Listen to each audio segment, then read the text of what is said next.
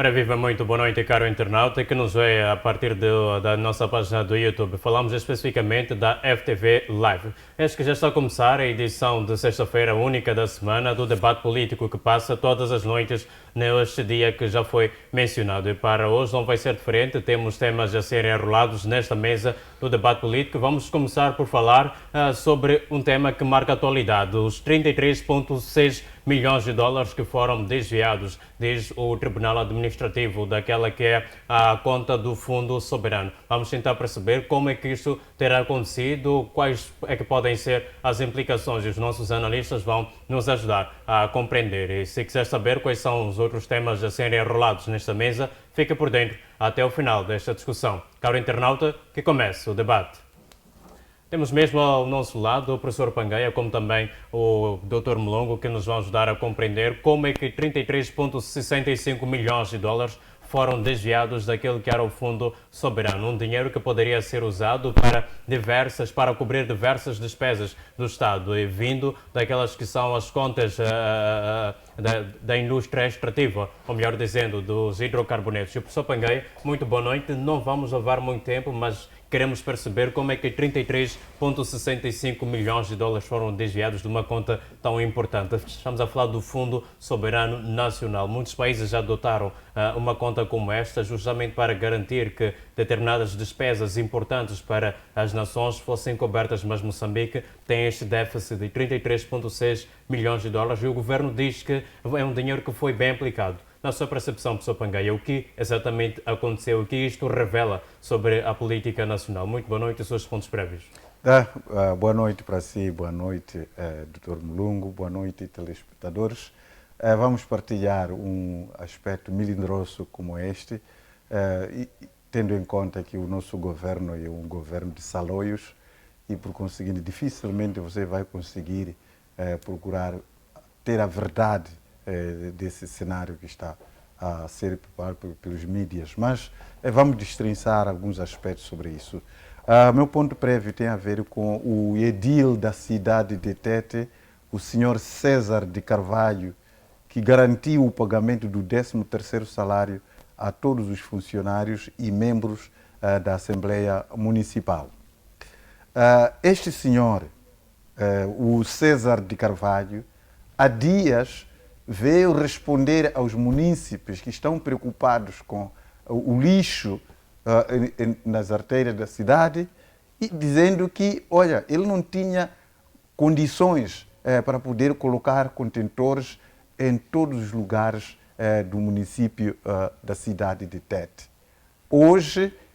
Ontem, aliás, dia 23, ele anunciou que vai pagar o 13º salário a todos os funcionários, assim como os membros da Assembleia Municipal.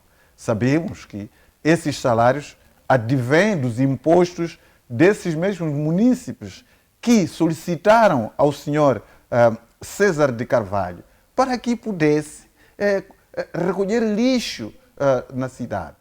Lixo que está a criar situações mais aos próprios munícipes. Mas, no entanto, esse senhor vem anunciar que tem dinheiro, sim, para poder pagar 13º salário. Olha, eu não sei qual é o pecado que a província de Tete cometeu por apenas ter dirigentes inúteis naquela província. Temos o governador da mesma província, o senhor Domingos Viola, que igualmente não consegue resolver os problemas dos reassentados na cidade de Moatize, os problemas da poluição em Moatize, os problemas de abastecimento da água na província inteira, os problemas da energia na província inteira. Mas o senhor, o Domingos Viola, ele ainda se sente governador daquela província. Temos igualmente o senhor Portimão, que não consegue dar água à cidade de Moatize, uma cidade que tem empresas que poderiam muito bem ajudar a poder resolver o problema da água. De munícipes que dia após dia estão debaixo da poeira de carvão, mas depois não podem tomar banho porque não há água. No município onde está lá o presidente, que é Portimão. Senhor Daniel Francisco Chapo, Presidente da República, qual é o pecado que a província de Tete cometeu para poder colocar dirigentes incompetentes naquela província? Estamos a falar do governador que igualmente está no seu conforto, o senhor Domingos Viola. Estamos a falar do presidente do município da cidade de Tete, o senhor César de Carvalho, que nada faz, mas tem dinheiro para pagar salários, 13º salário. Os próprios que contribuem para esses salários não merecem um tratamento especial quando reclamam a questão de recolha de lixo, diz que não tem condições para poder comprar contentores, caixas apenas para colocar nas diferentes artérias da cidade. Diz que não tem dinheiro. Mas agora, já de madrugada, anuncia que vai pagar 13º salário. O que a província de Tete cometeu para merecer esse tipo de maus tratos de colocar dirigentes incompetentes naquela província? Nós estamos a pedir, neste momento, para que o presidente Daniel Francisco Chapo, tendo em conta que o governador faz parte de uma lista que ganhou a província de Tete, dimita o senhor Domingos Viola e pegue um ou outro da mesma lista para poder também apresentar suas competências de maneira a resolver problemas da província de Tete.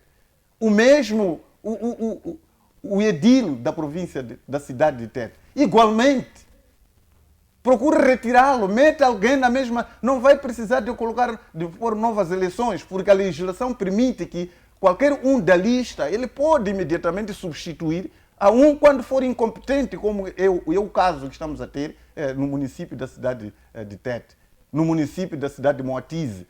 Todos eles preocupados com os umbigos dele, e todos da província de Tete têm que girar pelos umbigos desses senhores. Não faz sentido isso. Em relação à questão dos 33 milhões que está a falar aqui, vai ser muito difícil de poder efetivamente obter a verdade disto. Primeiro, nós temos que perceber o seguinte: quem trouxe a rebalta dos 33,65 milhões de dólares é o próprio governo que trouxe essa informação de que esse valor foi desviado. Se não me engano, foi através do Ministério, primeiro, e depois confirmou o Ministro da Economia e depois o Tribunal Administrativo. Mas logo a seguir, a Primeira-Ministra vem desmentir isso, que não houve nenhum desvio desse valor. E disse o seguinte: a explicação que está-se a dar neste momento é que os 33,65 milhões de dólares, eles foram, na altura, foram entregues à autoridade tributária. Foram pagos à autoridade, resultando dos impostos. A autoridade tributária recolheu esses impostos e entregou aos devidos lugares para que pudesse fazer parte do Fundo Soberano. Mas, no entanto, esse valor não foi depositado na conta do Fundo Soberano e foi depositado na conta única do Tesouro. E, por sua vez, esse valor foi usado para suportar as despesas do orçamento do Estado. É esse refúgio que neste momento está a se encontrar. Era preciso poder perceber quais foram tais despesas que esse valor suportou, para tentar encontrar algumas pistas da utilidade desse valor. Mas dificilmente vai encontrar. Esses senhores são malabaristas. Negaram as dívidas ocultas. De pé juntos. Vieram até na Assembleia da República dizer que não existiam dívidas ocultas.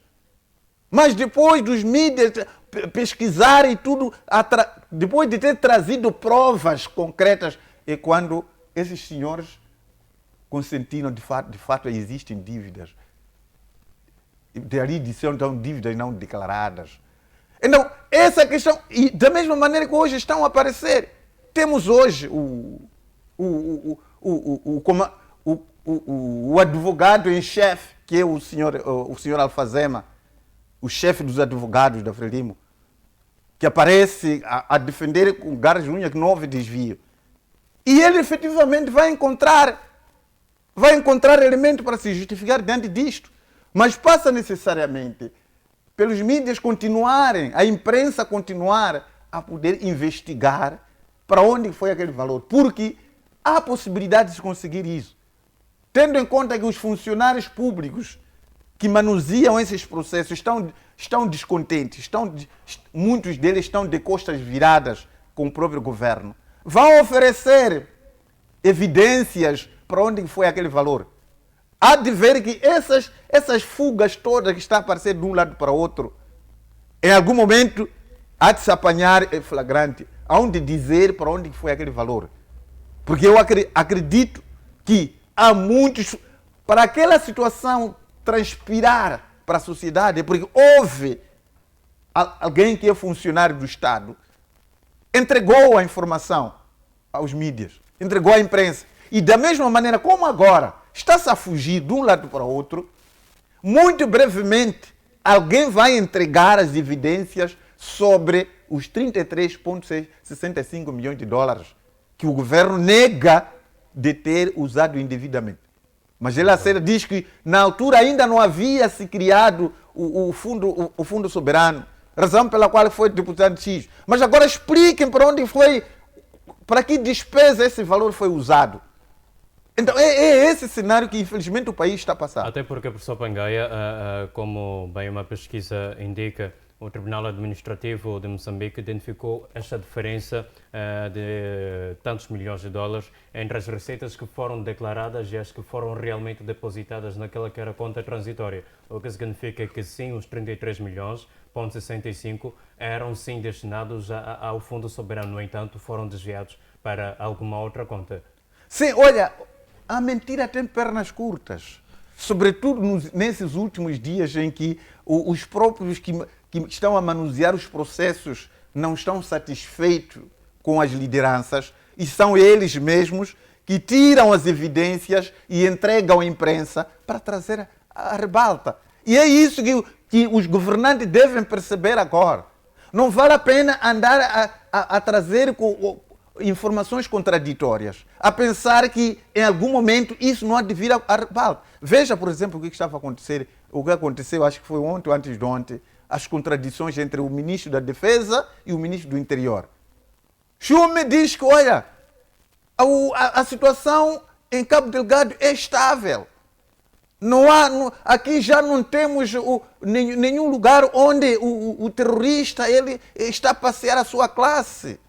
Então, estava a pedir aos mídias para que ajudassem, não é, a poder difundir essa informação, porque os doadores eles podem regredir, podem retrair-se se continuar a se falar de terrorismo em Cabo Delgado, quando o terrorismo em Cabo Delgado é uma situação que está controlada.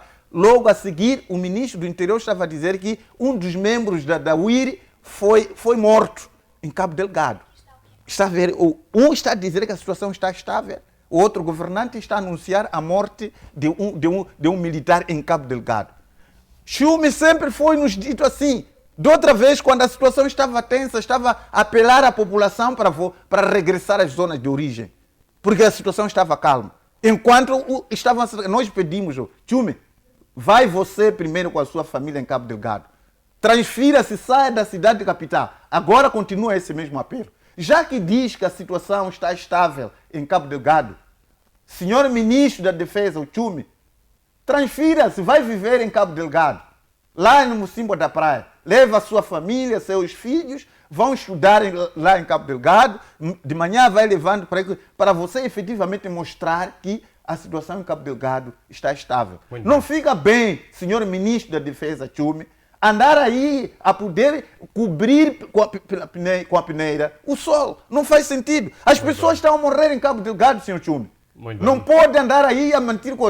Estamos ali, um membro da PRM, da UIR, foi morto, foi emboscado. Vamos falar sobre isso num outro momento. Professor Pangaia, muitíssimo obrigado. É o momento de darmos também a oportunidade a Mulungu, que certamente tem alguma coisa a dizer em relação a esta discrepância. Estamos a falar de mais de 33 milhões de dólares que possivelmente foram desviados do Fundo Soberano. O que esta mesma discrepância revela sobre a capacidade de governança, não apenas daquelas que são as receitas do gás, como também do próprio Fundo Soberano? Muito boa noite, os seus pontos prévios.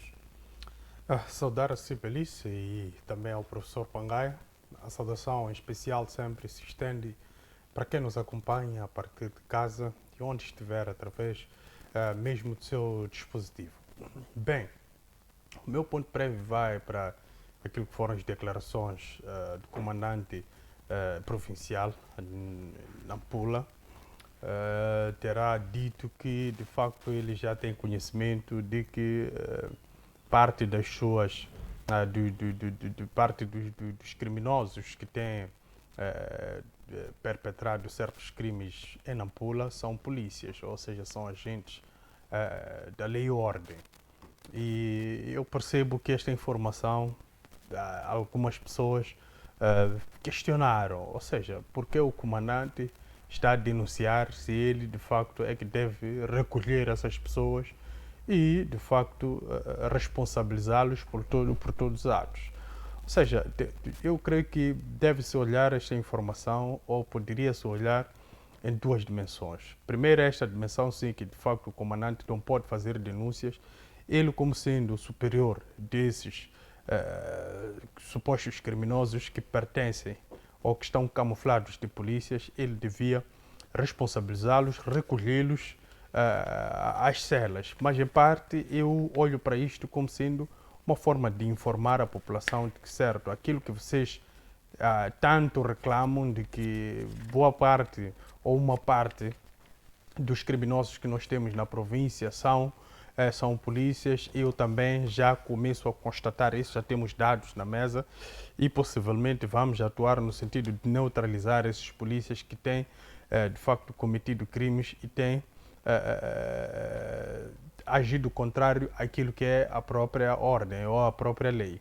Então eu olhei a informação nos dois sentidos. Não que quem olha o comandante como sendo alguém que não pode fazer denúncia esteja errado. Só estou a trazer as duas dimensões.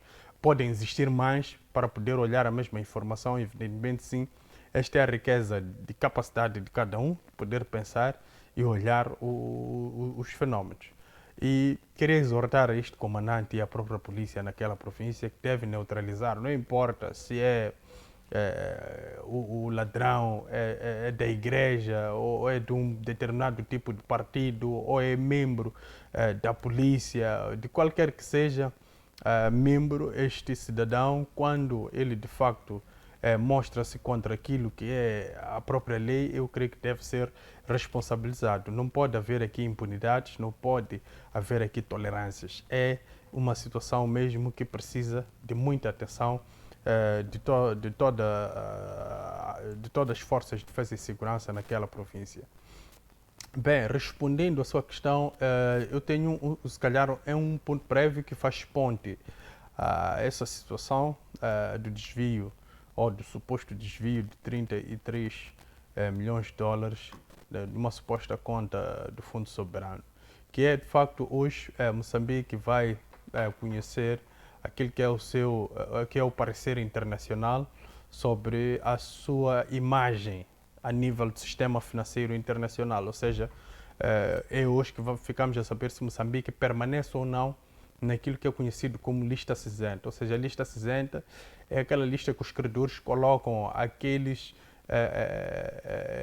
devedores que não têm capacidade ou não têm muita transparência a nível daquilo que são as suas contas e a nível daquilo que é o seu sistema financeiro para poder, de facto, corresponder com aquilo que são as políticas, tanto do Fundo Monetário Internacional, tanto do Banco Mundial, do Clube de Londres, o Clube de Paris e vários outros atores que são, de facto, parte interessada do sistema financeiro internacional. E, numa primeira fase, temos que perceber que muitos desses credores não têm per si uma capacidade de poder fazer leituras devidas sobre quem é honesto e quem não é, dado que costumam contratar certos serviços que, de facto, procedem no sentido de fazer estas avaliações e fornecem a informação para que estes possam tomar a devida decisão. Então, eu creio que estes órgãos terão feito um estudo na altura e concluíram que Moçambique devia ser um Estado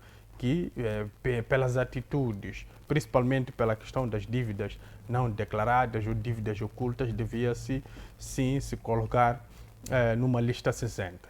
Então eu trago isto porque é que a par disto nós tivemos esta semana a assistir uma discrepância não só do valor que supostamente foi desviado, mas também a nível daquilo que eram posicionamentos por dois eles que fazem parte do governo, que são muito importantes, que é o posicionamento da primeira-ministra e não só, mas também o posicionamento da ministra das Finanças. Ou seja, a ministra das Finanças, ela falava de um desvio, mas a primeira-ministra falava necessariamente de uma questão de aplicação numa outra área. Ou seja, para mim os termos são muito claros. Ou temos desvio de aplicação ou temos roubo.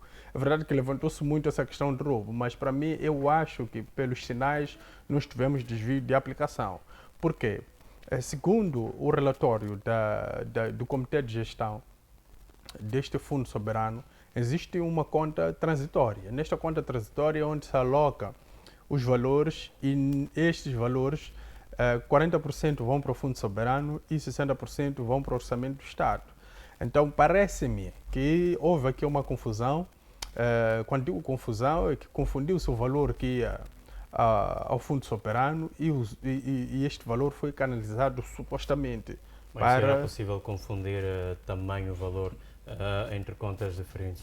Bem, pelo volume do valor, estamos a falar aqui, se calhar, não de uma única tranche. Eu creio que isso deve ter sido executado em muitas tranches, ou seja, os gestores, quando entraram lá, não querendo ou não tendo vontade ou não conseguiram distinguir os 40% do valor que ia para o Fundo Soberano e, de facto, canalizaram tudo para as despesas operacionais do Estado. Despesas operacionais, estamos a falar de pagamento de salários e outras despesas de natureza funcional do próprio Estado. Então, por aí sim há essa explicação. Mas também temos que recordar que isto ocorreu no ano de 2023. Então, a partir do momento em que no ano de 2023 não tínhamos uma personalidade jurídica do Fundo Soberano, ou seja, o Fundo Soberano só ganha uma personalidade jurídica, ou seja, foi instituído formalmente em 2024, significa que não houve desvio do dinheiro que devia se canalizar para o Fundo Soberano. Houve desvio de aplicação de um valor. Não podemos descorar nem um pouco da ideia de que houve desvio, de facto. Houve desvio. E desvio, tal como roubo, também é um crime. Crimes têm as suas sanções estão previstas no nosso quadro legal. Então é preciso que isto fique muito claro. Ou seja, nós pedimos a alguém para comprar água de uma determinada marca e a pessoa compra água de uma outra marca. Isto também é desvio de aplicação. Em estados onde há uma funcionalidade de forma cabal, uma compreensão genérica daquilo que é a funcionalidade natural do Estado de Direito democrático, mesmo tendo comprado água de facto, mas se não é a marca recomendada ou a marca estabelecida que está no coisa, nos documentos, significa que houve desvio de aplicação, porque aí compreende-se que esta pessoa agiu tendendo a agradar ou satisfazer alguém. Então, por aí já há vários crimes. Despoleta-se um processo que pode, de facto, terminar em detenções ou aplicação de multas para várias entidades, porque é muita gente envolvida.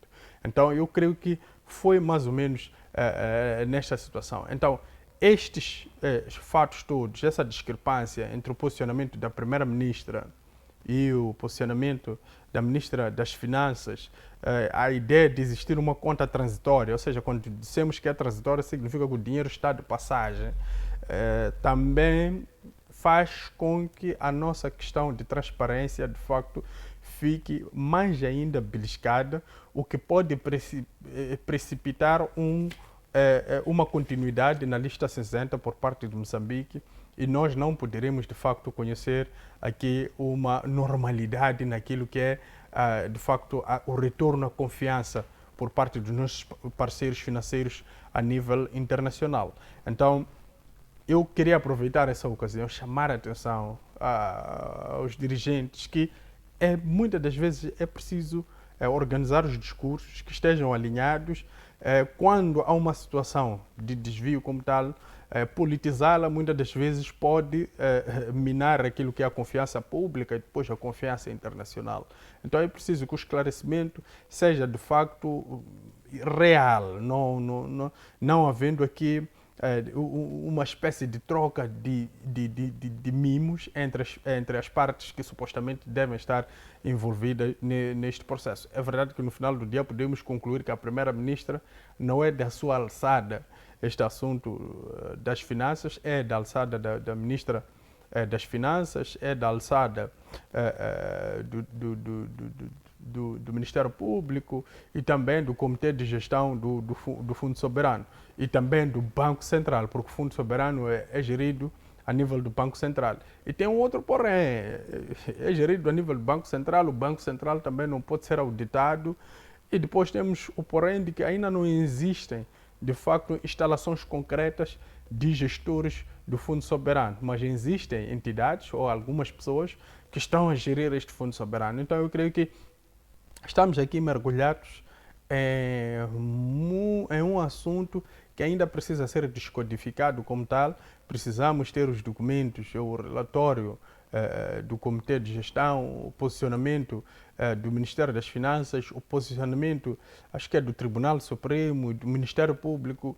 Precisamos de vários desses documentos todos para fazermos uma apreciação e compreendermos a fundo, sem muitas emoções, percebermos assunto a fundo o que de facto indica isto tudo, porque isto mina cada vez mais aquilo que é a nossa capacidade de poder de facto ter um bom performance a nível da economia nacional, porque se nós formos a ver, fala-se de uma busca incessante naquilo que são as reservas que o Banco de Moçambique tinha para qualquer tipo de eventualidade ou eventos catastróficos a nível nacional. E nós já estamos a ir buscar desta fonte. Então, por aí compreende-se que há alguma coisa que não tem andado bem no nosso país a nível econômico, que é preciso que haja franqueza para que todos nós estejamos preparados para qualquer tipo de eventualidade. Isto é um princípio democrático muito importante, que é o princípio da transparência. Muito bem, muitíssimo obrigado. Sim, é o seguinte, olha, mesmo consigo, professor Pangar, só vou pedir que faça a ligação com outro tema, porque estes parecem estar um bocado interligados.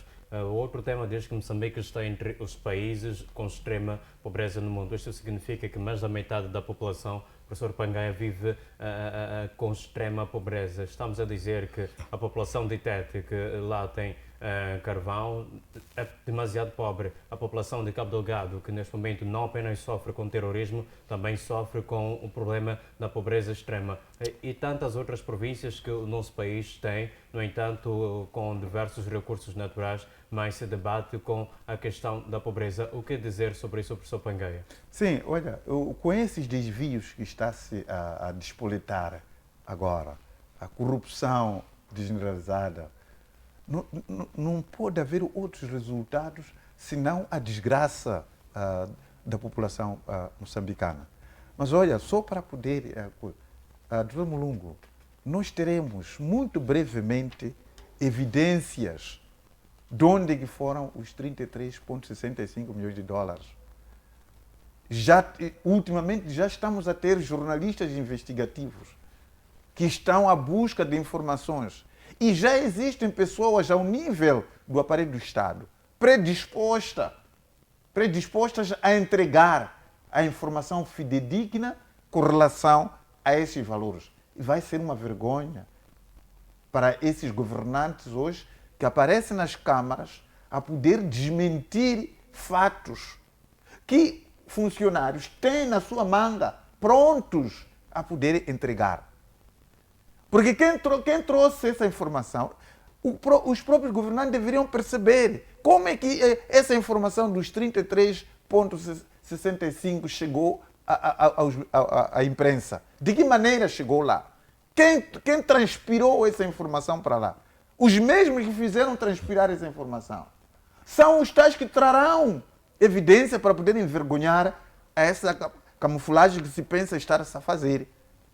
Razão pela qual que as dívidas ocultas levaram anos a serem denunciadas, mas nunca era aceite essa informação. Depois dos mesmos funcionários que despoletaram isso, trouxeram agora uma informação que já não havia negação ali, contra fatos, não há argumentos. Então, é preciso que os governantes hoje percebam de que vocês estão a trabalhar com agentes e funcionários do Estado desmotivados. E são eles que estão a manusear todos os processos. São eles que estão a entregar esses processos aos mídias. Por isso não vale a pena pensar que existe agora segredo do Estado enquanto você estiver a trabalhar com funcionários desmotivados. Em relação a essa questão da pobreza, a título de exemplo, é essa que estava a falar, por exemplo, da província de Tete. A província de Tete é ela que está a produzir a energia elétrica que está a fornecer todo o país, inclusive na diáspora. A província de Tete é aquela que está a produzir carvão de forma desenfreada, sem se contar com questões ambientais. A abrir buracos em todo o canto, a provocar poluição em todo lugar e, infelizmente, os governantes que lá foram colocados especificamente para poder proteger esses desmandos que estão lá. Entregarem relatórios triunfalistas ao nível central e poder dizer que a situação está bem. Quando nós estamos a falar de que muitas famílias, para ter pelo menos uma refeição por dia, é um caos. Não está-se a acreditar. Por quê? Porque esses governantes locais que estão por aí assim, vão falando mentiras sobre aquilo que está a ocorrer efetivamente na área, associado à fraqueza mesmo dos órgãos centrais, das suas competências de supervisores. Então, temos esse cenário. O país está agora colocado no segundo país mais pobre do mundo. Não sei se isso alegra quem. Como é que nós aceitamos que o nosso país esteja a ocupar o segundo lugar mais pobre do mundo, com robis que foram entregues a um privado para poder explorar robis e entregar como imposto uma ninharia ao governo moçambicano? Mineração de ouro em Manica, que para além de poder entregar essas minas aos privados, igualmente esses privados também não estão a respeitar a questão ambiental. Estão a poluir os rios e, novamente, a criar situações problemáticas de saúde da população. Essas tantas minas que foram distribuídas aos privados em Cabo Delgado, que pode ser um dos motivos do terrorismo em Cabo Delgado, a beneficiar estômagos de algumas famílias. Então, qual é a solução para nós sairmos disso? É entregar os recursos naturais ao Estado, devolver os recursos naturais ao Estado, nunca mais dar licenças de exploração desses recursos aos privados. Porque aquilo que os privados estão a fazer neste momento, estão apenas a enriquecer-se entre eles. Mas quem dá as licenças, professor Prangaia, ao setor privado para... É o governo. O governo deve novamente fazer como aquilo que aconteceu na Namíbia, buscou os recursos para o governo, estatalizou a exploração dos recursos. O privado, neste caso, deveria cessar a possibilidade de explorar os recursos. O controle dos recursos todos que estão aqui deveriam ser para o Estado e o Estado garantir a distribuição desses recursos para a população moçambicana. O Estado até pode, professor Prangaia, remover a tutela desses recursos e a exploração do setor privado. No entanto, como é que vai fazer a gerência dos mesmos se o sistema de educação não está suficientemente equipado, desde o ensino primário ao superior, para garantir que os jovens formados tenham capacidade suficiente de explorar ao ponto de desenvolver? Onde é que esses privados estão a buscar recursos humanos para explorar? Estão a buscar aonde? Por que o Estado não pode buscar os mesmos recursos humanos que estão sendo usados pelos privados para poder explorar os recursos? E serão os próprios recursos que vão pagar a essa mão de obra. Serão esses recursos. Então, porque o que está a acontecer neste momento é essa entrega, distribuição gratuita de recursos para certos grupos de pessoas. Isso não pode acontecer. Veja, por exemplo, agora está a ocorrer esse cenário. Está a ocorrer esse cenário da distribuição desse fundo, não sei lá, para projetos. Aquele é uma cópia direta daquilo que aconteceu na distribuição dos autocarros. Comprou-se cerca de 400 e tal autocarros, 300 e tal autocarros, vários lotes que foram se distribuir ali no Estádio Nacional do Zimpeto. Autocarros estavam cheios ali, Filipe News foi para ali, entregou a várias cooperativas. O que fizeram? Qual foi o retorno daqueles autocarros que foram entregues aos privados? Que depois começaram a entrar em greve, apesar de ter autocarros entregues gratuitamente, e começaram a entrar em greve, a penalizar a própria população que comprou aqueles autocarros com os seus próprios recursos, mas foram entregues a um grupo de pessoas, e esse grupo de pessoas começaram a utilizar aqueles autocarros. E ainda começaram a exigir subsídio em combustível. O governo começou a dar combustível também. É a mesma situação que vai ocorrer agora nessa distribuição de valores para os projetos de Fundo de Desenvolvimento Local que está a dizer. Vai ocorrer a mesmíssima coisa. E isso é uma forma de poder tentar colocar na lama a cognição dos moçambicanos para que possa esquecer todas essas situações. Mas olha, não é distribuir dinheiros, governo, que pensa de que vai poder resolver os problemas que a população reivindica nos últimos dias. As pessoas vão receber aquele dinheiro. Nenhum projeto esse que vão apresentar provavelmente vai poder surtir efeito. Vão levar o dinheiro, como aconteceu com os 7 milhões na altura de Gebuza.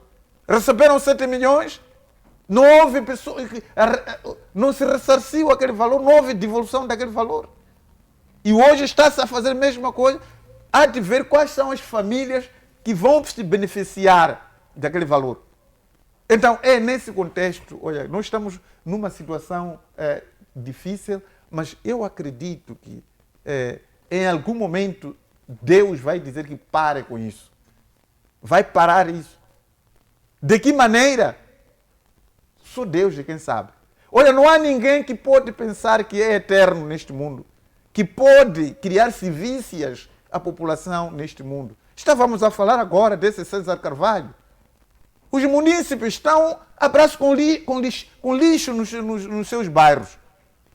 Mas ele, minha volta, diz que mas não há como colocar contentores em todos os cantos, não há recurso para isso. Mas agora, logo agora, em outubro, está a anunciar que vai pagar 13º vencimento. Esse 13º provindo dos bolsos desses senhores que estão a reclamar, estão a pedir para você colocar contentores lá. E você vai dizer que não tem dinheiro para colocar contentores ali. Mas, no entanto, minha volta está a dizer que vai ter dinheiro para pagar 13º salário. São esses dirigentes que nós temos neste país que, pura simplesmente, estão lá para poder alimentar os seus umbigos.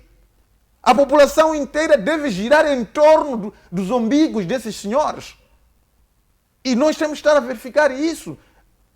Pobreza no país, ao ponto de Moçambique estar no 2º lugar, é grave. Muito bem. Muitíssimo obrigado, professor Pangai. Passamos então a palavra para si, Caríssimo Longo. Mais um problema que Moçambique se debate com ele. Pobreza extrema. Mais da metade da população vive sem alimentação condigna, educação de qualidade, como também acesso a serviços de saúde básicos e necessários para garantir então o bem-estar da mesma população. Que tipo de políticas é que são necessárias para reverter este cenário triste, se me permitem a expressão, e por que razão aquelas que já existem até agora não funcionam, ou melhor, arrastam Moçambique para um buraco ainda pior?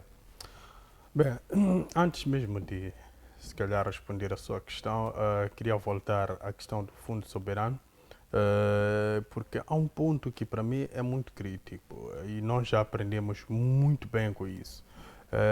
Digo crítico porque nós tivemos a situação das dívidas não declaradas ou dívidas ocultas. O que é que nós tivemos como lição diante deste fenómeno? É que nós temos os nossos credores, que são aqueles de facto que canalizam recursos financeiros para apoiar o nosso orçamento e alguns projetos de caráter social. Então, a partir do momento em que nós nos desviamos daquilo que são os olhos ou o sistema deste setor financeiro internacional e, de facto, vamos buscar valores em um outro local, significa que nós não estamos a ser transparente possível. Imaginemos aqui alguém que tem uma dívida com um determinado banco desses nossos comerciais que nós temos e depois, porque aquilo está sistematizado, há um controle através de uma base de dados, ou seja, quem tem dívida num banco não pode ir pedir para fazer dívida num outro banco, vai buscar valores num outro canal, ou seja, nós estamos perante aqui um indivíduo que não está dotado de qualquer tipo de maturidade financeira, então não pode ser um parceiro de confiança. Então é basicamente nestes moldes que Moçambique agiu outrora para poder chegar à lista cinzenta. Então, para podermos sair desta lista cinzenta, é preciso que haja clareza na questão das contas. Ou seja, nós temos que ter muita claridade, sobretudo nessa questão que nós estamos a debater a nível interno. São 33 milhões de dólares, é muito dinheiro para a realidade econômica e financeira do nosso país. Então, pede-se, exorta-se a todas as forças que lidam com essa questão financeira para que garantam a transparência, para que Moçambique seja removido da lista cinzenta e que, de facto, nos despamos desta agonia que toda uma nação está vivendo mensalmente, praticamente, para poder pagar salários. É uma ginástica imperial que se faz no sentido de colmatar isto. Então, olhando para a sua questão, tem a ver com a fome ou extrema pobreza, eu creio que eu concordo com os dados, mas eu creio que sejam debatíveis, ou seja, temos que debater. Os dados podem ter a sua verdade, mas não é uma verdade absoluta. Digo isto porque é que nós temos muitas das vezes indicadores que não são muito corretos, principalmente indicadores destes dispositivos internacionais que fazem estas avaliações. A título de exemplo, nós temos um padrão usado por instituições como o Banco Mundial, a título de exemplo, ou seja, o modelo de vida estável na Europa, ela é buscada para fazer um estudo ou uma avaliação a nível interno em Moçambique. E começamos a perceber que deve-se respeitar cada contexto, cada realidade, para se chegar a uma determinada conclusão. Ou seja, o pobre na cidade de Maputo e o pobre na vila de Maracuene e o pobre na Manhissa ou zonas como Muamba têm uma diferença. Por quê? Porque há um contexto que deve ser respeitado para, através dos indicadores locais, se chegue a esta conclusão. Um exemplo muito claro. Para estes inquiridores, quando chegam a uma residência, principalmente no campo, encontram um senhor que tem 100 cabeças de gado, tem a sua horta e vão fazendo as suas questões porque eles têm um mapa e devem obedecer. A partir do momento que eles veem que este senhor dorme numa palhotinha, tem cerca de 5, 6 filhos, tem 2 esposas, a conclusão é de que estamos perante uma pessoa pobre. Mas, do ponto de vista da realidade do campo, quem tem 100 cabeças de gado, tem caprinos e tem outras criações no seu quintal e tem também algumas hortas, esta pessoa é uma pessoa bem-sucedida. Esta é a visão do campo. Então, por aí nós começávamos a abrir um espaço para compreender as realidades, tendo em conta os indicadores que são estabelecidos para corresponder às realidades de cada população. Então, não estamos a desmentir os dados que foram de facto lançados, só estamos a alertar por causa de uma situação que é muito evidente no nosso país. Depois vamos mais além. Nós temos alguns indivíduos que têm muitas posses, mas não sabem ler nem escrever. Ou seja, podem ser julgados a partir daquilo que é a impressão. A impressão qual é? Aqui, o indivíduo foi questionado se estudou, não estudou. O indivíduo foi questionado se sabia, de facto, gerir certas contas. O indivíduo correspondeu que não. Então, traz-se um manancial de modelos que, para mim, chocam um pouco com aquilo que é a realidade para poder fazer aqui uma espécie de relação. Então, eu muitas das vezes desafio a essas entidades internacionais, numa primeira fase, estabelecer modelos para cada realidade, para cada localidade, para poder trazer resultados palpáveis. Um outro exemplo gritante que nós tivemos, quando começou a instalação da infraestrutura em Cabo Delgado, eu recordo-me muito bem que houve uma construção no âmbito daquilo que nós conhecemos como responsabilidade social, porque as multinacionais não pagam os impostos, então estão em zona franca, então devem canalizar um pouco de boas condições de vida para a população aos arredores. Então foram construídas algumas igrejas, mesquitas, algumas casas, e essas casas continham casas de banhos a nível interno.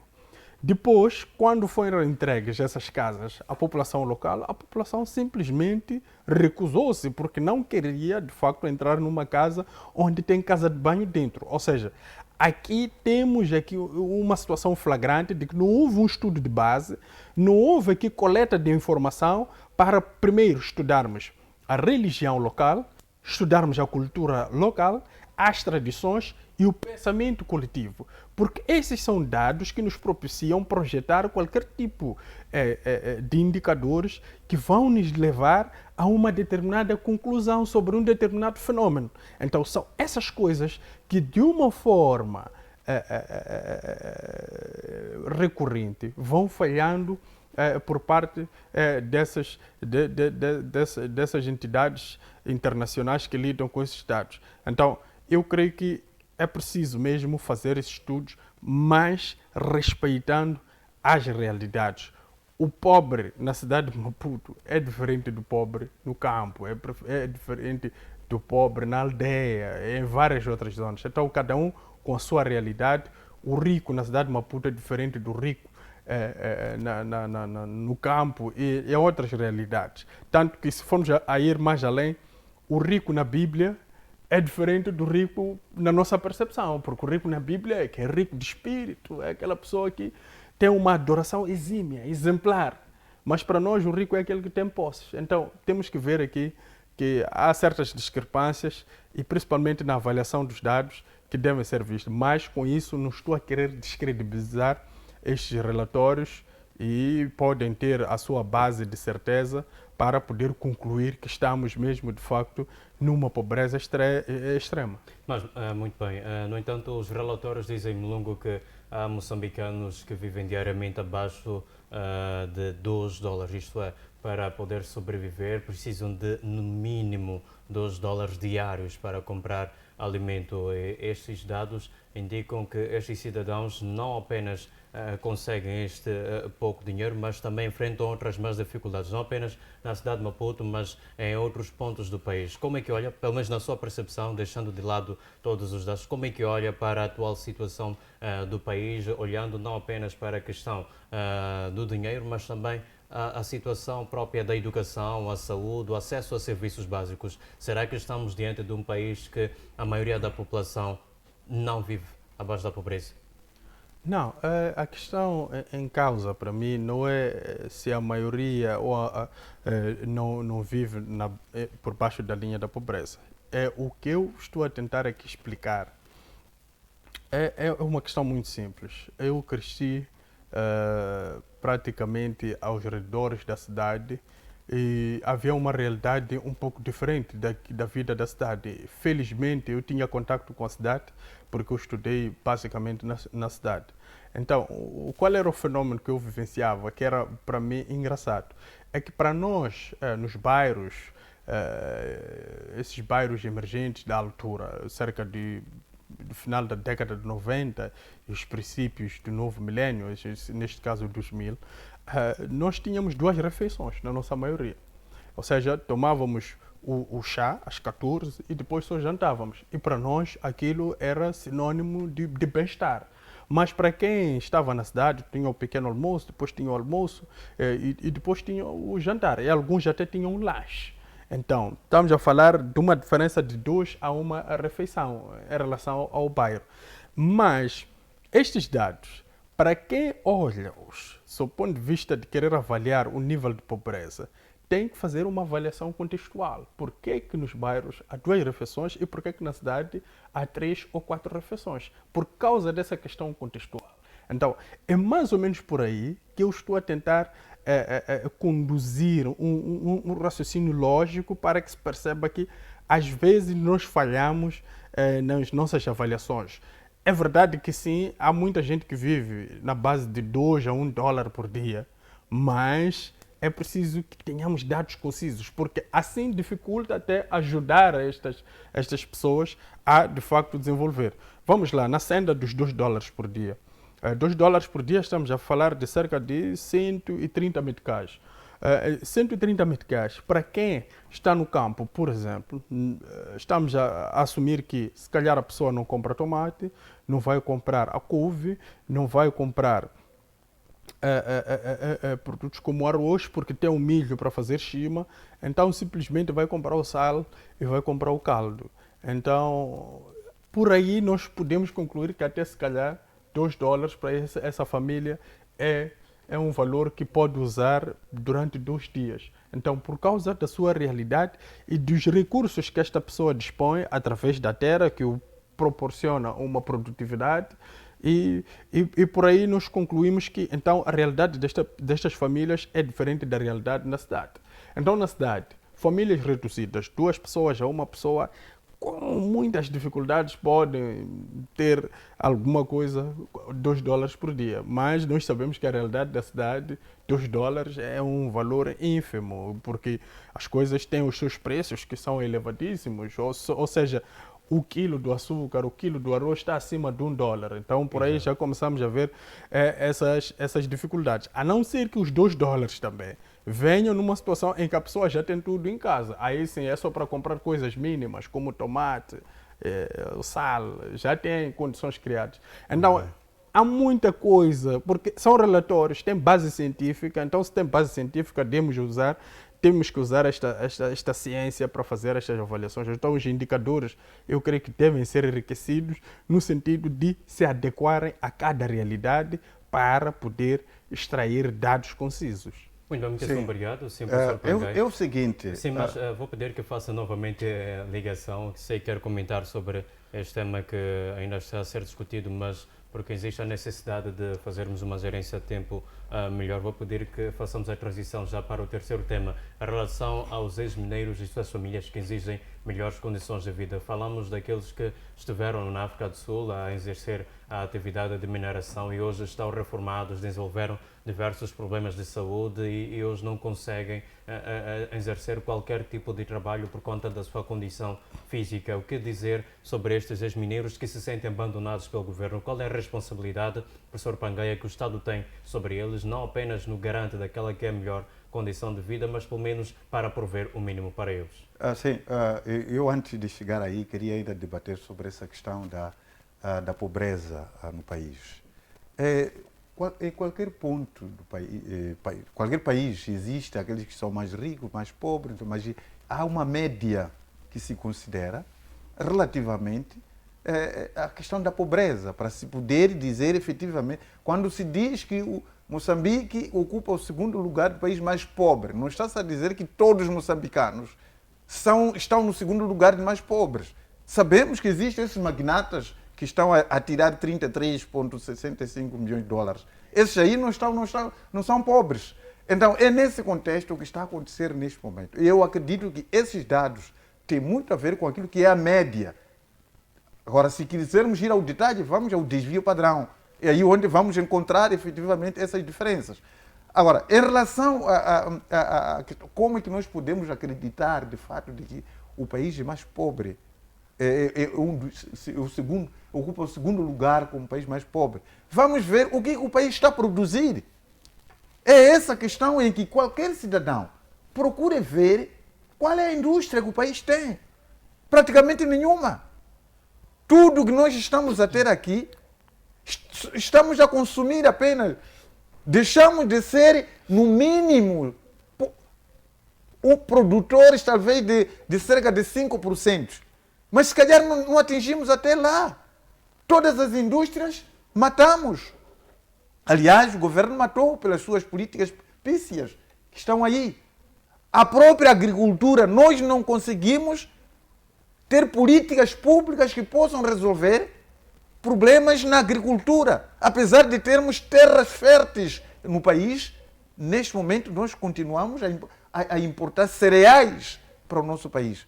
Então, a partir daqui, já é fácil poder identificar que efetivamente o país é pobre. Como é que pode se descartar a pobreza no país sem que nós estejamos a produzir?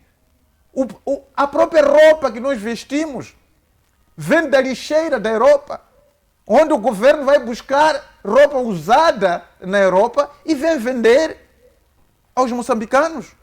O que é isso? Um governo sentir-se orgulhoso de ver contentores de roupas a entrar no país, inclusive andar lá, sei lá, estar à venda em todo o canto do país, de roupa usada. Um governo que se diz governo fica feliz durante anos a ver a sua população a ir na lixeira da Europa, ir buscar roupa usada para poder vir cá vestir o seu povo. Com possibilidade de nós produzirmos aqui algodão e entrelaçarmos a indústria têxtil. Não há.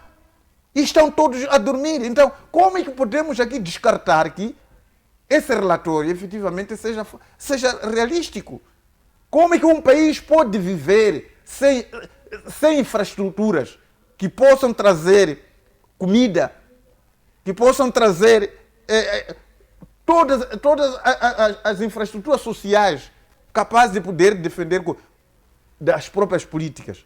As nossas políticas, políticas públicas, são desenhadas a sabor daqueles que nos dão dinheiro para poder implementar essas políticas. Nós não somos autônomos na definição das políticas públicas, porque essas políticas públicas carecem do investimento que nós não temos. E é nesse contexto, não há como negar ou duvidar desse relatório que coloca Moçambique no segundo lugar mais pobre. Vamos começar a ver... não conseguimos desenvolver o turismo, que deveria estar-nos a dar dinheiro, que já tem indicações, outros países sobrevivem pelo turismo. E nós não conseguimos, mesmo assim não conseguimos. Então, é nesse contexto. Mesmo esses camponeses hoje, que outrora tinham tantas cabeças de gado, estão a aparecer aí várias doenças que até esses que lidam pela pecuária não são capazes de poder vacinar os animais para não poderem perder. Há muitos criadores hoje que estão a perder os seus animais pelas doenças que estão a atacar os próprios animais. Estamos a ver os coqueiros, aquela questão de febre amarela, o amarelecimento dos coqueiros, que desapareceram quase, sei lá o quê, na província da Zambésia. Zambésia, que foi um dos maiores produtores de coco, hoje está a depender da província de Inhambane. Os coqueiros ficaram numa situação. Por quê? Não há uma política consentânea para poder conservar essa produção. Então, é nesse contexto que estamos a referir que, infelizmente, essa questão dos minérios da África do Sul é a cópia daquilo que aconteceu com os Majerman. Aqueles que foram trabalhar na Alemanha, a República Democrática da Alemanha na altura, através de um contrato que foi estabelecido com o saudoso Samora Machel, foram lá e descontavam para que quando regressassem, eles pudessem ter aqueles valores cá. Mas, infelizmente, o governo de Chissano, na altura, acabou desencaminhando esse valor. Hoje estão dando voltas aí, até ocuparam aquele jardim que está ali e hoje tem o nome de Jardim de Majerman e hoje colocaram lá a bandeira da Alemanha. Aquilo praticamente é a Alemanha. Ninguém neste país foi proibido. Aquilo não sei se o governo está a dizer que aquilo é a embaixada da Alemanha que está ali. Mas dia após dia os dirigentes consentem ali a hastear a bandeira da Alemanha. E dia após dia estão aí a se manifestar. É o mesmo cenário que vai acontecer com esses mineiros que trabalharam na África do Sul e que agora, paulatinamente, a África do Sul está a reduzir o número de moçambicanos que estavam a trabalhar lá ou trabalharam lá e agora eles regressam para usufruir daquilo que eles produziram durante anos e depois chegar aqui não há dinheiro. O que significa isto? É o mesmo cenário que está a acontecer com os oficiais superiores da Polícia da República de Moçambique, que foram mandados à reserva com o direito consignado por lei de que eles deviam ter subsídio de integração. Desde 2021 até hoje, não estão a pagar o subsídio de integração aos oficiais superiores da Polícia da República de Moçambique. Então temos aqui um conjunto de moçambicanos descontentes. Temos grupo de Majerma descontente a exigir seu próprio dinheiro, que eles tiveram, mas não estão a ser dados. Temos agora esse grupo dos moçambicanos que trabalharam na África do Sul, que o dinheiro não está a aparecer. Temos esse grupo dos oficiais superiores da Polícia da República de Moçambique, que deveriam ser dados subsídios de integração, que também não estão. Este governo, o que está a pensar quando cria esses grandes grupos de descontente? Agora, já que estão a criar também o descontentamento no seio dos profissionais das armas, é aqui onde pode haver o fim de vocês. Porque esses senhores não são para poderem ser... Aliás, se calhar até nem estão a dar voz a esses membros, a esses oficiais superiores das Forças de Defesa da Polícia da República de Moçambique, como existe a lei de que eles não podem se manifestar. Os membros de Força de Defesa e Segurança, por lei, não devem se manifestar. Então, por isso mesmo, não são respeitados, acreditam que eles ficam por aí, mas olha, o que eles estão a pensar, como sendo um grupo maior? Se esses aqui começarem a pensar numa associação, como está-se a propalar, numa associação, e dessa associação começarem a se reunir regularmente, aquilo que vão decidir lá é mais uma questão penúria que esse país vai ter. Aquilo que esses trabalhadores mineiros da África do Sul, que também vão se reunir para reivindicar o seu direito, o que eles vão decidir é mais uma situação precária para este país. Mas será que mesmo os governantes estão a ver isso aí? Só para poder dizer, olha, o país não vai ser retirado, aliás, não há de voltar mais a ser colocado na lista cinzenta. Porque esses organismos internacionais que deveriam fazer isto, eles já têm tudo o que eles queriam no país. Eles colocam o país nessa lista como forma de pressão para poder largar aquilo que eles exigem. Naquela altura, colocaram o Moçambique na lista cinzenta porque precisavam de recursos em Cabo Delgado. Então colocaram ali. E a partir dali, Moçambique abriu mão, entregou todos os recursos naturais de Moçambique a eles.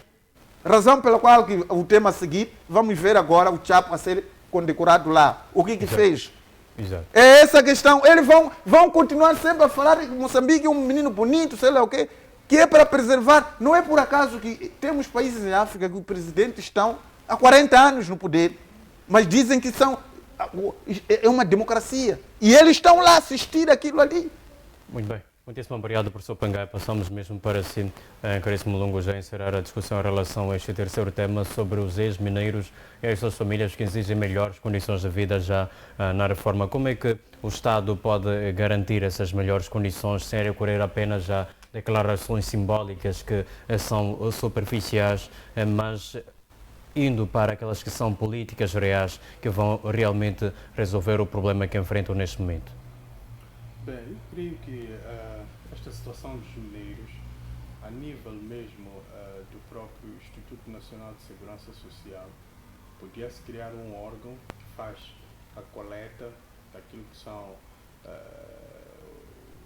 as contribuições dos próprios mineiros para que, finalmente, quando chegam à reforma, pudessem, de facto, ter lá o seu ganho mensal através daquilo tudo que foi de facto cortado pelo Estado moçambicano.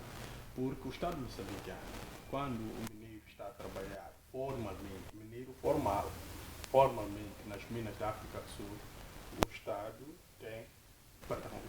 tem a sua parte, ou seja, no universo, me fogem os atuais dados, mas no universo de 10 mil randes, o mineiro na altura podia receber 4 mil randes e 6 mil randes eram cortados e vinham para o Estado moçambicano.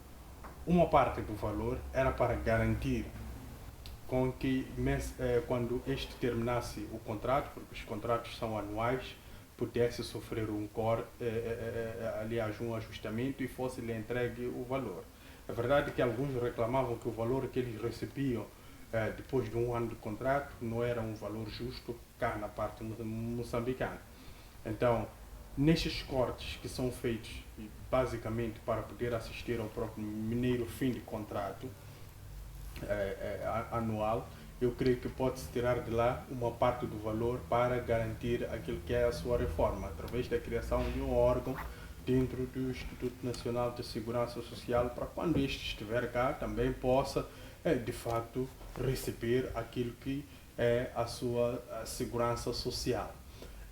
O outro ponto que deve, de facto, aqui ser muito bem visualizado é que os próprios mineiros, muitos deles, quando vêm, gozam as férias e depois renovam os contratos, têm uma manobra que eles mesmos criam em que o valor é totalmente canalizado para as suas contas, ou seja, não há aquele corte que de facto vem para o Estado moçambicano.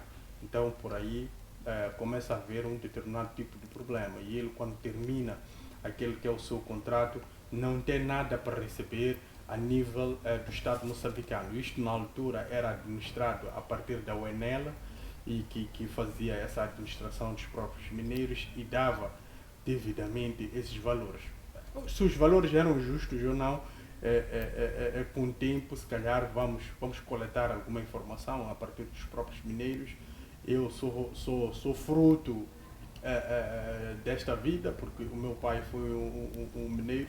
Então, de facto, eu estudei, me formei na base deste valor que era, de facto, canalizado a partir da África do Sul para cá.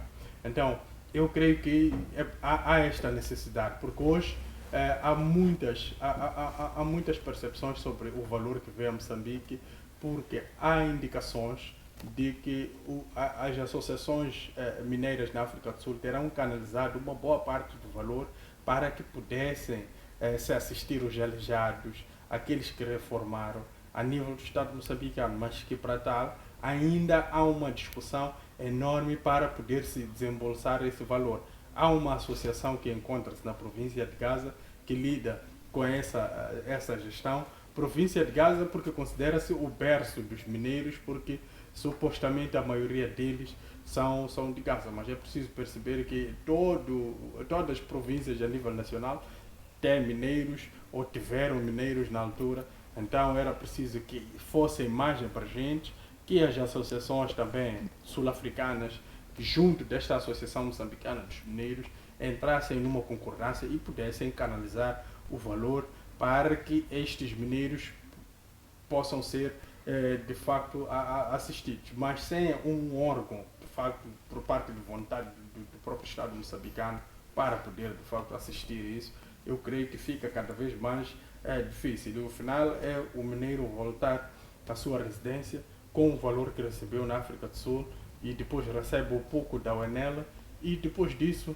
não temos mais nada. Então é preciso criar sim um órgão de responsabilidade social para poder garantir as reformas dos próprios mineiros, para que evitemos situações como essa em que eles voltam e depois ficam marginalizados pelo próprio sistema.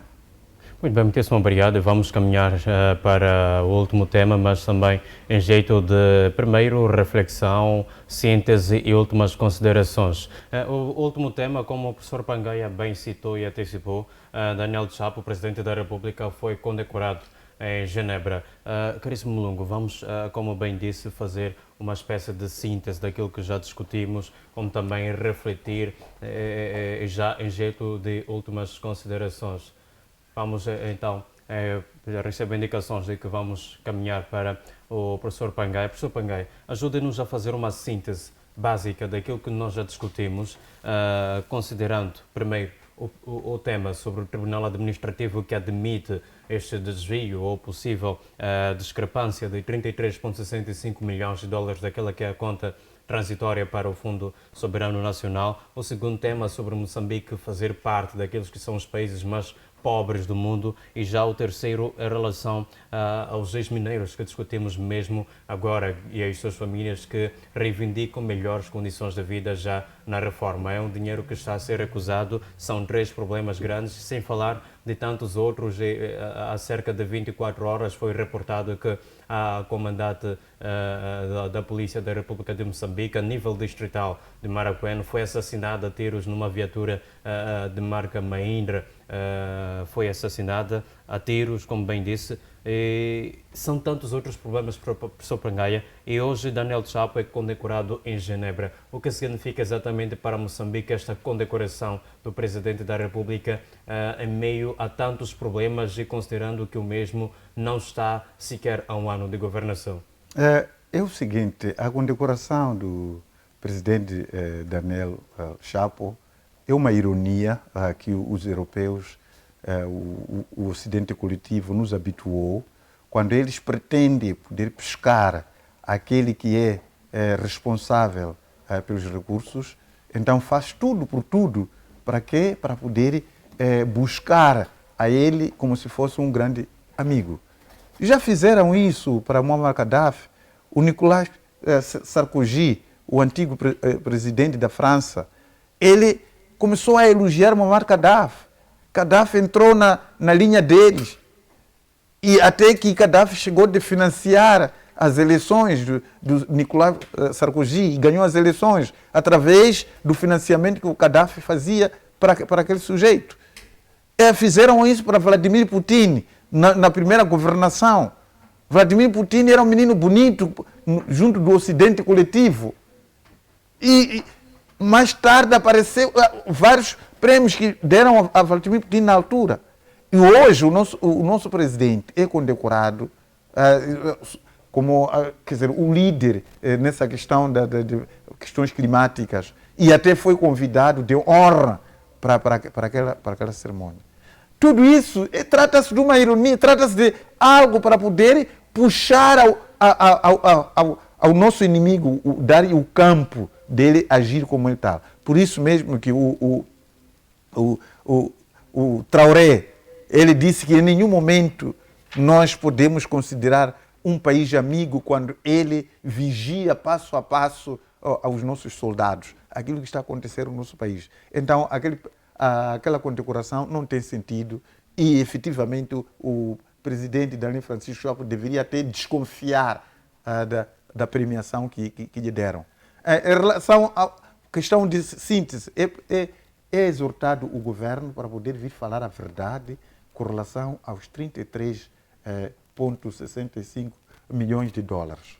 Não vai fazer bom sentido, não haverá uma boa figura se aparecer um dos funcionários que conhece esse processo, entregar a informação com todos os dados, e depois ficará pior essa situação.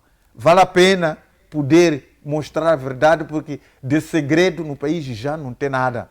Porque as pessoas que estão a manusear os processos estão desmotivadas, descontentes, e são elas mesmas que estão a tirar toda a informação à luz do dia. Então, não vale a pena poder... É preciso poder repensar sobre essa questão da corrupção, que deve ser combatida ao nível do corpo. Em relação à pobreza no país, é preciso que se devolva a gestão dos recursos minerais ao Estado. O Estado deve ser dono, estatalizar a exploração dos recursos naturais no país. Não entregue ao grupo de clãs, como está a acontecer hoje. Sabemos quem são os que estão se beneficiando de robis. Se aqueles robis estivessem a ser explorados pelas empresas públicas, pelas instituições públicas, estariam a beneficiar a todos nós, no lugar daqueles impostositos que esses privados que estão a explorar robis estão a entregar ao país. Esses que estão a explorar o ouro, dos poucos impostos que estão a dar. dentre vários outros recursos. Então, o governo é recomendado a estatalizar, como aconteceu com a Namíbia. Os recursos minerais são do Estado. E o Estado cria condições, a partir dos próprios recursos, pagar recursos humanos, financeiros, tecnológicos para a exploração desses. Pararmos com essa história de que o Estado não é executor, os próprios que trouxeram essa questão dessas políticas têm o controle de recursos-chave para o desenvolvimento do país. Outra questão, para além disso, é preciso que haja eleições livres, justas e transparentes no país. Só aquele vencedor das eleições que vai apresentar um manifesto eleitoral, que vai convencer a sociedade moçambicana, onde vai mostrar as estratégias que esse partido vai usar para poder combater a corrupção, para poder tirar o país no mapa da fome, para poder tirar o país na situação de insegurança alimentar, neste caso, esse manifesto será votado e poder ser admitido a governar o país. É preciso que pensemos nisso. Pelas eleições que atualmente têm sido propaladas, mostra claramente que não está, neste momento, o manifesto que está a gerir esse país, não está a conseguir resolver problemas de fome, não está a conseguir resolver problemas da segurança, defesa e segurança no país. Estamos a falar dessa comandante de Marraquém, que foi baleada mortalmente lá, e dentre vários outros. Mas temos um comandante em chefe das Forças de Defesa e Segurança. Temos diferentes comandantes que estão a receber mordomias do erário público, mas não conseguem manter a defesa e segurança do país. Dia após dia, cidadãos estão sendo baleados, incluindo até os próprios membros da defesa e segurança. Então, é preciso que nós tenhamos eleições livres e justas, transparentes no país, para que a população moçambicana eleja aquele que vai mostrar, que vai convencer a sociedade moçambicana que esses males ele vai conseguir resolver, vai conseguir ultrapassar e deixarmos dessa máquina da administração eleitoral que dia após dia cria confusões no país, semeia luto no país através da sua maneira tendenciosa de poder gerir os processos eleitorais. Eu continuo ainda a dizer, a poder repudiar da figura de Ivone Soares pelo fato da linguagem que ela está a trazer hoje, a poder elogiar o diálogo nacional inclusivo.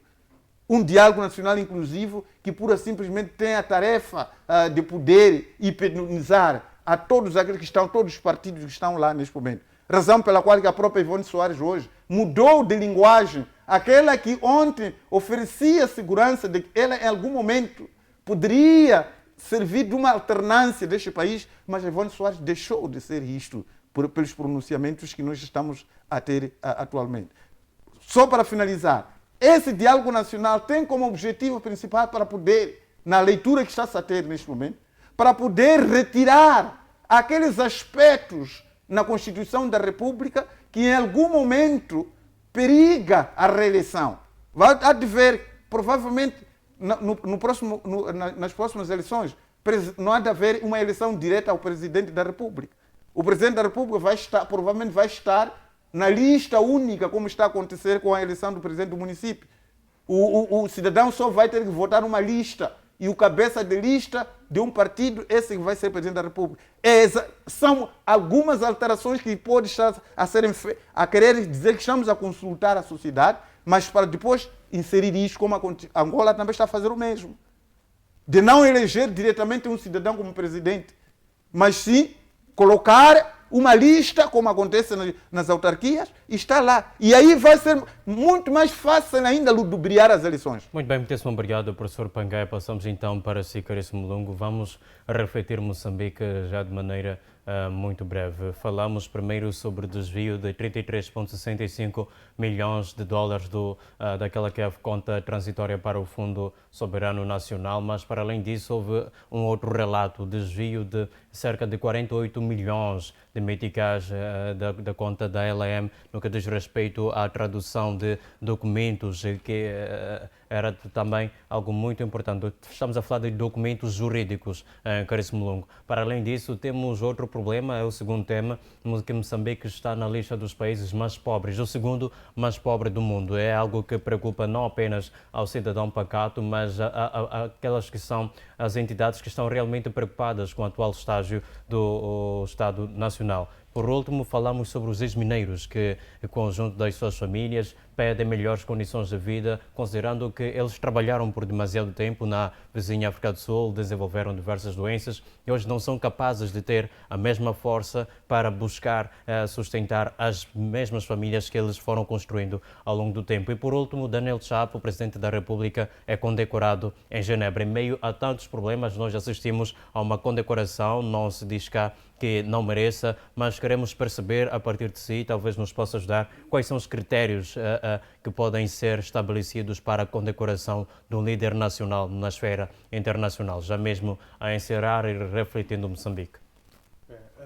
Às vezes há uma necessidade de especificar esta condecoração é para questões climáticas, só sobejamente, e eu creio que este prémio vem em jeito de solidariedade a esses eventos climáticos que Moçambique tem sofrido, como ciclones como Kenneth e Dai, que devastaram boa parte do centro e norte do país. Então eu creio que esta condecoração, este prémio vem mesmo em jeito de demonstrar uma solidariedade ao Estado moçambicano, mas também, se calhar, por aquilo que é a sua capacidade de resiliência perante a esses eventos climáticos. Agora, não posso aqui deixar de me solidarizar também com a família vou dizer suposta comandante do distrito de Maracuene, porque ainda não tenho dados oficiais. Já foi confirmado, por acaso, o governo de Maracuene confirmou? Certo. Então, se temos confirmação, então eu me solidarizo mesmo com a família, numa primeira fase, da comandante distrital de Maracuene, e numa segunda fase com a família dela, segunda, que era mesmo as forças de defesa e segurança e a polícia de proteção, neste caso, porque são situações que estão a ser recorrentes no país, o que não é nada agradável, e sendo algo muito recorrente, é verdade que vamos tomar isto como uma espécie de tradição, mas são vidas que estão a ir embora. Foi um sonho ontem que foi interrompido, foi uma mãe que foi embora, deixou filhos órfãos, é uma esposa, é uma filha, é uma prima. Então há aqui um leque de indivíduos que de facto estão muito lesados por causa desta perda. Então há aqui de facto que colocarmos a mão na consciência e exortar as próprias forças de defesa e segurança que nos últimos dias